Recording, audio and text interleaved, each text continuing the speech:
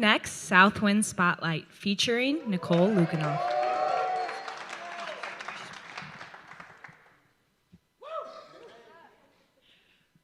What if I told you I used to wrestle teenagers? What if I told you I'm a professional spades player? What if I told you I spent 3 years in jail? Would you believe me? This is not two truths and a lie. This is just a day in the life at my previous job. Hi, I'm Nicole Lueckenhoff. I've been at Southwind for 2.5 years now, and I work in human resources. This is my story. So prior to Southwind, I worked at a juvenile detention center for 3.5 years. And, I learned a lot there, but it was hard. I'm dealing with, these kids at the worst point in their entire life. And this is what I thought I wanted to do. I had a bachelor's degree in psychology and a master's degree in criminal justice. And I was planning my life around this degree. And, I was struggling. And so I did what any girl would do, and I called my best friend and I vented. And my best friend is my dad. Hey, Dad, can you make some noise out there? Woo! Thank you.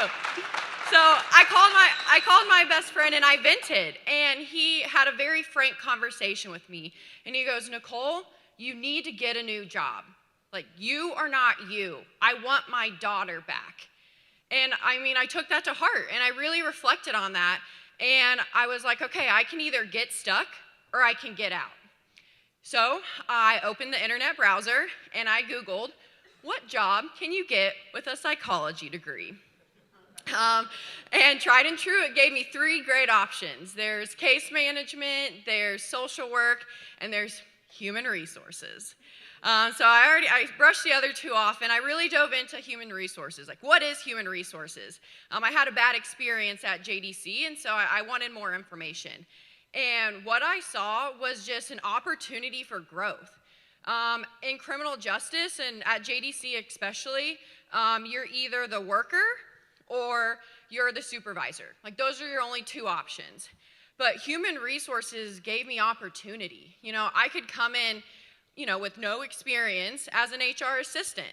And then there's specialists, there's generalists, there's recruiting, there's onboarding, offboarding, benefits, everyone's favorite, payroll, HR manager, HR director, VP of HR. And for the first time in my life, I had a vision for my life. I knew what my 5-year plan was. And, that's what I wanted. I knew what I could go after. And then, I was also reflecting on my experience. I knew I'd have skills that could correlate, but what is HR to me? And, I was that frontline teammate for 3.5 years. I busted my ass for that company for 3.5 years. And we would have policies just put in place over and over and over again, and we'd have no say. The people who were writing the policies would come into the building 2 times a year to give us a pizza party whenever, really bad code happened. And it's like, okay, cool, thanks. And like I said, I had a really bad experience with our HR lady. When she came in the building, someone's getting fired. So I knew that's what I didn't want. I knew what I could start there. And what I did want is I wanted to give a voice to people like that, because that's what I wish I had. I wanted to give a voice to the frontline teammates who are doing the work every single day. But selfishly, I wanted my voice to be heard too. I wanted to have a seat at the table. I wanted to be able to make decisions that would impact people positively. And that's what human resources is to me. It's the ability to bridge the gap between our frontline teammates and to the business itself. And so, like Larry, I went hunting, job hunting. And I tell you what, I'm applying to every single freaking job on the internet in Kansas City for a low-level HR position. Something's gotta stick. And I knew that if I could get in for an interview, I'd nail that job. I was so confident that HR was what I was supposed to be doing and I just needed someone to give me an opportunity. So then, one evening, I get a phone call from Miss Angela Schaefer. Angela, can you make some noise for me? Thank you. So Angela and I, we immediately hit it off. If you've talked to Angela, she's so easy to talk to. And, you know, she's like, Nicole, you're so great. Oh my gosh, but I can't hire you. You don't have any experience. And I was like, damn, okay. Like, your loss. And true story. So then about a month goes by, and I get an email from Angela. And, you know, she came crawling back. I always do. And lucky for her, I was still just desperate enough to get an interview that I said yes. So, you know, like any good interviewee, I did some research on the company. So, like, I had no clue who Southwind was. Southwind was just a blind application. And so Nathan must have been like an intern or something, because the website was just okay. It didn't tell me a lot. Just kidding, Nathan. But no, so I'm doing research, and I get in there, and Angela sells me the Southwind vision.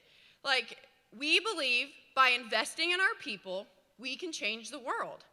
Like, she told me how Southwind is a family.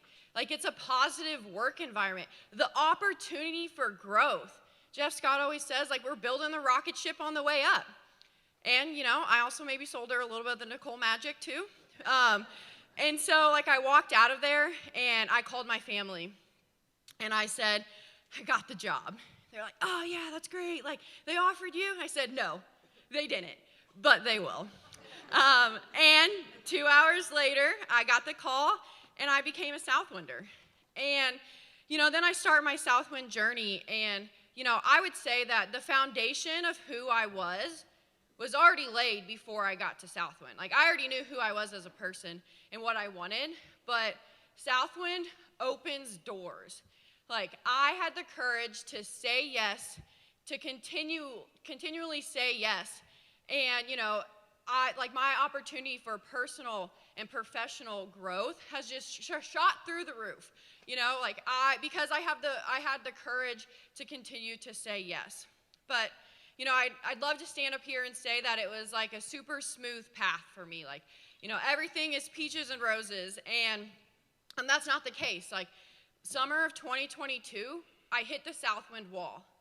All right, I was defeated. I lost sight of the vision, and I didn't think that I could keep going at the pace that I was. Southwind is just so demanding of you, and it's so exciting. But as Marlon said, like, I forgot to fill my cup back up. And so, you know, 1-800, call Dad.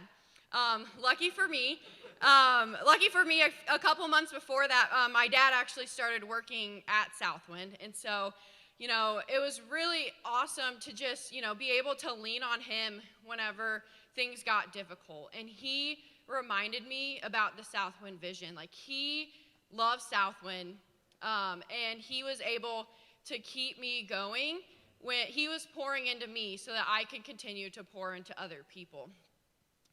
And then I think about, you know, summer of this year, and I met Beth. Beth, can you make some noise out there? You get it, girl! Woo! But I met Beth, and, you know, Beth has a lot of experience in HR, but she didn't know Southwind. So I was tasked with spending time with her and, you know, training her on Southwind. And it was, I think, her second day, and we had ended up talking for like 2 hours. I'm supposed to be training her, and we're just chit-chatting. It was great. But in that 2 hours, like, she listened to me. Like, she was able to pinpoint, like, my strengths. And then she laid out a whole vision for me that I didn't even know was possible. And she told me, like, Nicole, if this is what you want, like, you will be an HR business partner. And it lit the fire in me. Like, my passion was back. Like, my vision was clear. And not just because I got LASIK. Like, I knew what I wanted to do again. And it was so exciting.